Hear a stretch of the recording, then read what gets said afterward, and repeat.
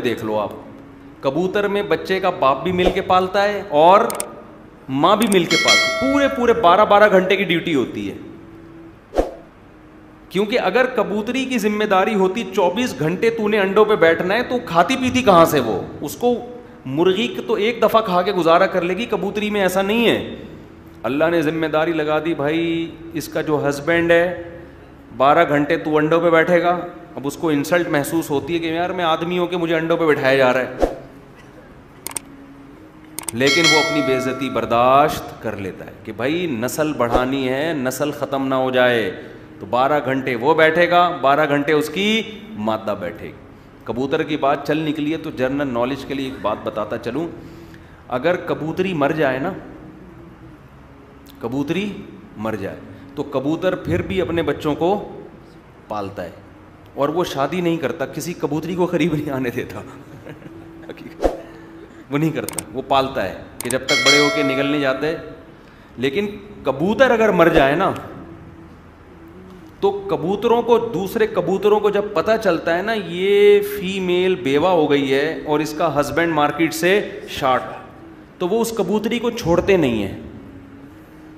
جس کا رزلٹ یہ نکلتا ہے کہ کبوتری مجبور ہو کے کسی سے شادی بیاہ کر لیتی ہے, اور پھر وہ بیچاری چاہتی ہے اپنے بچوں کو پالنا, لیکن کبوتر اس کے بچوں کو برداشت نہیں کرتا, اور پھر ان بچوں کی بالآخر بڑی بے دردی کے ساتھ موت واقع ہوتی ہے. یہ منظر ہم نے دیکھا ہے. ہمارے گھر میں کہیں کبوتروں نے گھونسلہ بنایا ہوا تھا کھڑکی کی طرف, روشن دان کی طرف, تو وہ بیچارہ کبوتر کہیں پنکھے میں آ کے شہید ہو گیا, کبوتری بیوہ ہو گئی. اب ہوتا کیا تھا, میں تو روزانہ دیکھتا تھا نا کہ کبوتر کے چھوٹے چھوٹے بچے نا ایسے منہ کھول کے بیٹھے ہوئے ہوتے تھے کہ ابو امی آ رہے ہیں, کھانا لے کے آ رہے ہیں. جیسے ہی ماں آتی تو وہ چیچی جیسے بچے شور مچاتے ہیں, ماں ان کو منہ میں دانہ ڈالتے. پھر اماں کہیں چلی جاتی تو ابا آتے, وہ دانہ ڈالتے. اب کیا ہو گیا ہے کہ وہ بڑا پیارا منظر ہوتا ہے دیکھنے کا, ماں باپ کی محبت نظر آ رہی ہوتی ہے اس میں. چھوٹے چھوٹے معصوم بچے منہ کھول کے کھڑے ہوئے ہیں, اور کبھی اماں آ کے دانہ کھلا رہی ہیں, کبھی ابا آ کے دانہ کھلا رہے ہیں. وہ ابا کا بیچارے کا انا للہ ہو گیا. اب میں نے وہ منظر دیکھا نا, ایسا منظر کہ آدمی کی آنکھوں سے آنسو نکل آئے. اب وہ بیچارے چوزے جو ہے نا وہ منہ کھول کے کھڑے ہوئے ہیں کہ اماں آئیں گی ہمیں کھانا کھلائیں گی, اور ابا آئیں گے ہمیں کھانا. لیکن وہ جو کمبخت سوتیلا باپ تھا وہ بجائے کھانا کھلانے کے ان کو مار رہا ہے ان کو. تو وہ ایک عجیب منظر نا, کیونکہ مسلسل تو ان کی خدمت ہو رہی ہے, وہ بچے بھی حیران ہیں ابھی ہمارے ساتھ ہو کیا رہا ہے. تو میں نے کہا یہ بیچارے تڑپ تڑپ کے مر جائیں گے, یہ سوتیلا کمبخت ان کو نہیں چھوڑے گا. اور مجھے غصہ اس بیوہ پہ بھی آ رہا تھا کہ تو تھوڑا شادی لیٹ کر لیتی,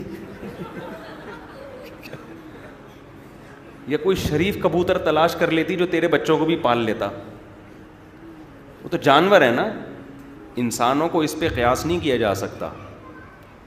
تو کوئی شریف بندہ تلاش کر لیتی, نہیں تو تھوڑا ٹھہر جاتی. لیکن شاید ہو سکتا ہے وہ مجبور ہو, باہر کبوتر چھوڑتے ہی نہ ہوں اس کو. تو وہ میرا جسم میری مرضی والی سوچ ہوگی اس کی.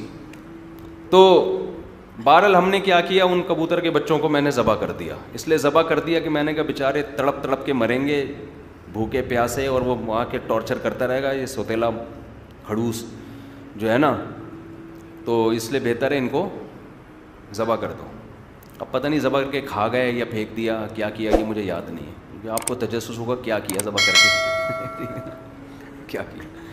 کبوتر کی کڑھائی بہت مزے کی بنتی ہے. کبوتر کے گوشت میں ہیک ہوتی ہے تھوڑی سی, اگر کوئی ایکسپرٹ ہو نا تو اس طرح سے پکاتا ہے کہ اس کی ہیک ختم ہو جاتی ہے. پھر بہت زبردست ہے کبوتر کی کڑھائی, کھا لیا کرو. بہت زیادہ کبوتر کی بیٹوں میں بیماریاں ہیں, تو یہ جو لوگ کبوتروں کو, جنگلی کبوتر اتنے غول کے غول ہو گئے ہیں, کھانا شروع کرو, تھوڑا ان کی شارٹ کرو, مارکیٹ سے کم کرو.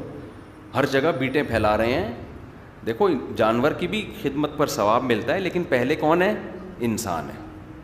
تو اتنا کبوتروں کو لوگ صدقے کے دانے کھلا رہے ہیں, کبوتروں کے غول وہ بیٹیں پھیلا رہے ہیں. اس سے سانس کا پرابلم ہو سکتا ہے, بیماریاں ہو سکتی ہیں. تو میں نہیں کہہ رہا کبوتر ہی ختم کر دیں, لیکن اتنے ہوں نا کہ آپ ان کی ایک حد تک ہو تو اچھے لگتے ہیں. اب آپ کوؤں کو دانہ ڈالنا شروع کر کے ان کو کھلاؤ, کوے اتنے بڑھ جائیں گے, کیا فائدہ ہوگا کوؤں کا؟ اتنی ٹینشن دے رہا ہے یہ جانور کوا. ایک مولوی صاحب تو کہہ رہے تھے دار اسلام سے خارج ہے کوا جو ہے نا, اس کی حرکتیں دیکھ کے ان کو اتنی ٹینشن دی تھی اس کوے نے.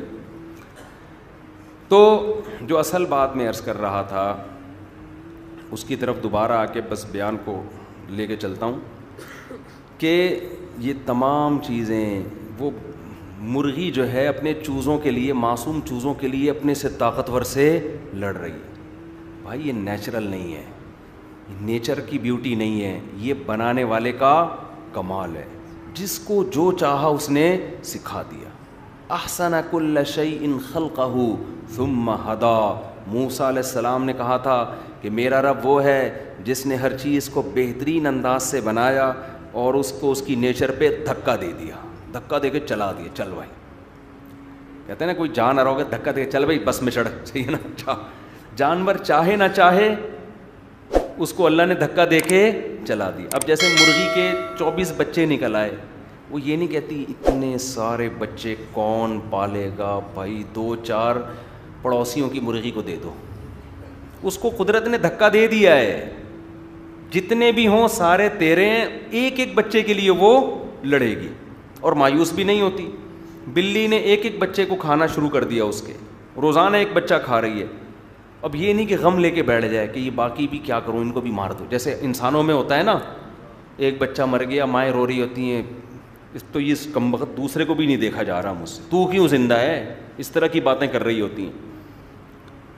تو نہیں, وہ ٹینشن نہیں لے گی. اس کے جو ذمے جو فطرت نے کام لگائے, آخری بچہ جب تک موجود ہے, 24 بچے نکلے نا اس کے, 23 مر جائیں, بلی کھا جائے, وہ پھر ایک کو اسی اہتمام سے پالتی ہے جیسے 24 کو پال رہی تھی. اس وقت تک انڈے دینا نہیں شروع کرے گی دوبارہ, وہ دوبارہ انڈے نہیں ہو, کہے گی ابھی میں چھوٹا بچہ ہے, یہ تھوڑا وہ انڈے روک لے گی, پتہ نہیں کیسے روک لیتی ہے, واللہ عالم. اور جب مرغی 21 دن انڈوں پہ بیٹھتی ہے نا, آپ اس کی حالت دیکھیں, انتہائی کمزور ہو جاتی ہے. وہ کھانے کو نہیں مل رہا اس کو, واکنگ نہیں ہو رہی ہے, ٹھیک ہے نا, 24 گھنٹے میں 1 یا 2 دفعہ کھانے کے لیے نکلتی ہے, کتنا کھا لے گی, بالکل سکڑ کے اتنی سی ہو جائے گی. لیکن اس سے اس کی صحت خراب نہیں ہوتی. کیوں؟ نیچرل ہے. میں خواتین کو بھی یہ کہتا ہوں, یہ جو فیملی پلاننگ والوں نے تمہیں الو بنا دیا ہے کہ بچے پیدا ہونے سے کمزوری ہوتی ہے, یہ 100% غلط ہے. اگر عورت کمزور ہو بھی رہی ہے, وقتی ہو رہی ہے, یہ لائف کو آپ کے بڑھا رہی ہے, کیونکہ جو چیز نیچر ہوتی ہے وہ کبھی بھی آپ کی صحت کے لیے نقصان دہ نہیں ہوتی. تبھی دیکھو نا عمریں کتنی کم ہو گئی ہیں عورتوں کی, بریسٹ کینسر, اور 50 سال کے بعد 2 درجنوں بیماریاں ہوتی. جب بھی نیچر سے ہٹو گے, اگر کوئی بیوقوف جا کے مرغی کو مشورہ دینا شروع کر دے کہ تو انڈوں پہ بیٹھے گی تو پگھل کے اتنی سی ہو جائے گی اور تیرا سارا ویٹ لاس ہو جائے گا, ایسا کر تو نہیں بیٹھ, مرغی آپ کے مشورے پر عمل کر کے اس کمزوری سے تو بچ جائے گی, لیکن اس کی لائف کیا ہو جائے گی, کم ہو جائے گی. اور کمال کی بات یہ ہے, اتنا کمزور ہوتی ہے مگر اپنے چوزوں کے بعد پاور اس میں زیادہ آ جاتی ہے, طاقت اس میں, اس کو احساس ہوتا ہے کہ میں پاورفل ہوں. وہ اگر اس کے یہ چوزے نہ ہوتے تو کیا اس گدھ سے یا اس چیل سے وہ لڑ سکتی تھی؟ سوال ہی پیدا نہیں ہوتا. لیکن جہاں اس کے درجنوں چوزے آئے, اب وہ کس سے لڑ رہی ہے؟ اپنے سے طاقتور سے, اور اس کو شکست دے رہی ہے. بلی